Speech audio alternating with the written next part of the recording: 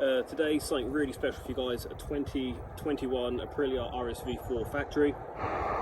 As you can see, I've got this one in the matte. They also do this in the black and red. If you don't go for the factory version, you can also have it in a really nice silver and black paint scheme.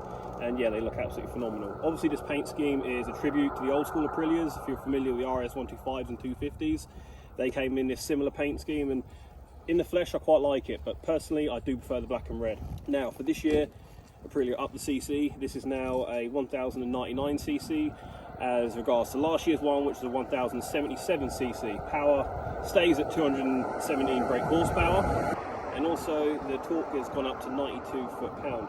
Also, one of the big things about this new bike, obviously, is the aesthetics. They've gone all in on the aero. As you see on this new model, they've got the big old wings on the Aprilia now, which are integrated and also not only aid aerodynamics, but apparently also direct hot air away from the rider. Now, riding down here, this did get pretty hot, and I have to say it wasn't too bad. It wasn't hot and it wasn't uncomfortable, so I've got to say they kind of work in that respect. But apparently that's what Aprilia claim.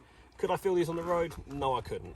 You'd have to be doing track speeds. As everyone knows, these are designed for track, and I'm sure on track you probably would feel a difference if you were a rider of that caliber.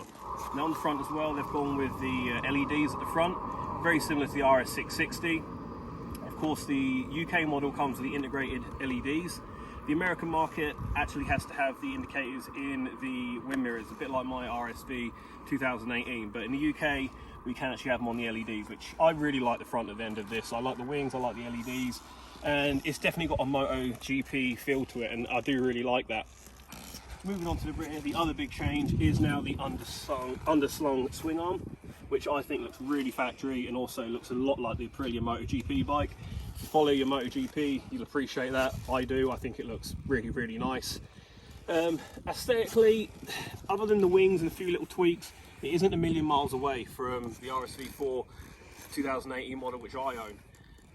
There has been a few little tweaks, obviously the main ones being the electronic suspension on this, but of course the 2020 model came with that.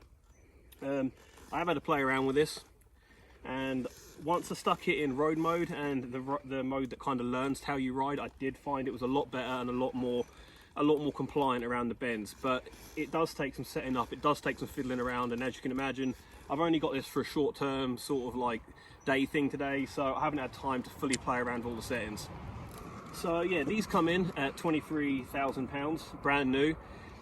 Motorcycle World in Northampton, who I want to say a massive thank you for lending me this today. They're actually doing this for £21,000 already, so a big saving to be had there if you are in the market for a new bike. Now, if you've read any group tests on this, you know this thing's pretty much very, very bomb proof when it comes to the group test sort of side of things. It's been up there, top 3, top 2, winning group tests. It is a brilliant, brilliant bike. You can see here you've got the Öhlins electronic suspension on the rear. You've also got the Öhlins electronic suspension up front. Now you can fiddle around with these all day. Like, there is settings for track, you can dial it in how you want it, you can have it sort of so it learns the road as you go in. There is loads of stuff you can do on this. Did I like it? I think I would like it if I had a bit more time to dial it in how I wanted it.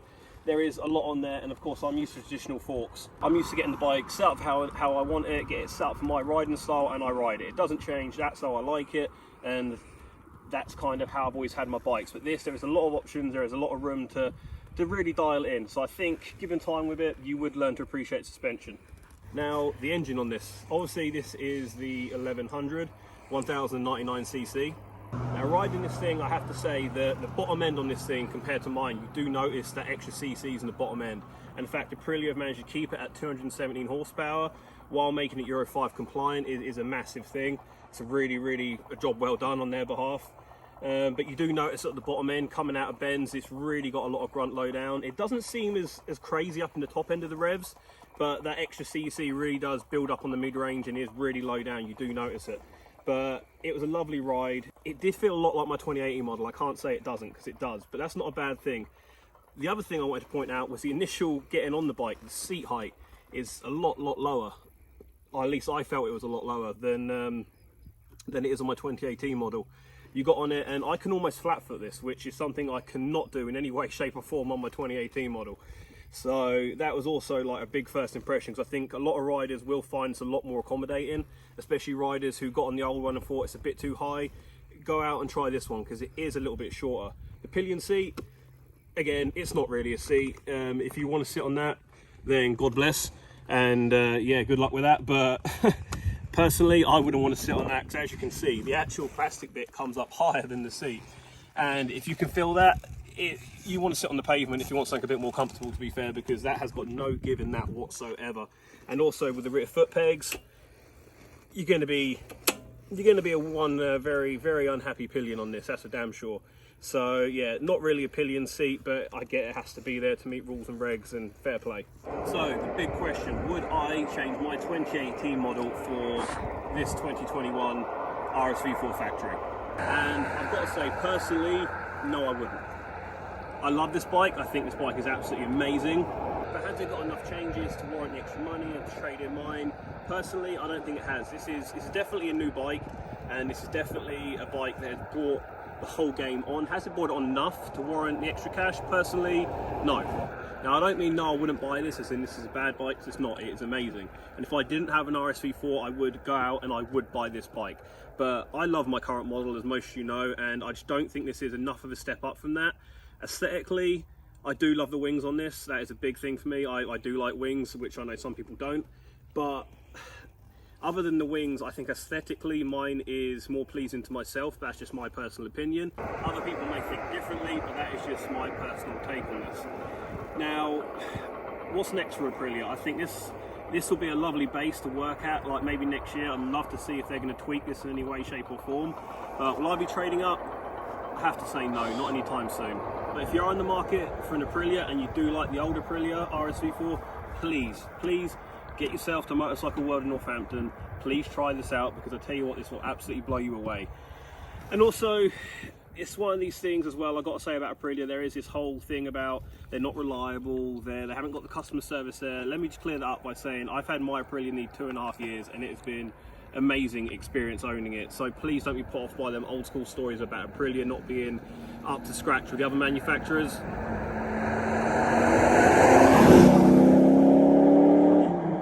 Because nowadays all the manufacturers are kind of at a similar sort of level. They have to be to compete in today's market. If Aprilia were that unreliable, they wouldn't be releasing machines like this. So don't be worried and don't be put off by that old school thing about Aprilia's not being reliable. I hope you enjoyed today as much as I have. I've had an absolute blast on this. This has been an awesome bike, and I'm so glad I got to go on it, because I've absolutely loved every minute of it. Just a massive thank you for following me, and I do hope you enjoy these videos. Of course, I do this so you guys can watch it and you guys can enjoy it, and that's the whole point of this. I do it because I love it, and I do it because hopefully you enjoy it too. So thank you very much, and one final time, big thank you to Motorcycle World in Northampton. I'll put a link up to their shop and a bit of description about what they do and what they sell, because they do sell many other brands as well, and the guys are very helpful, a lovely bunch of lads. So yeah, all I have to say is thank you, be safe, I hope you enjoy, and take care. Bye.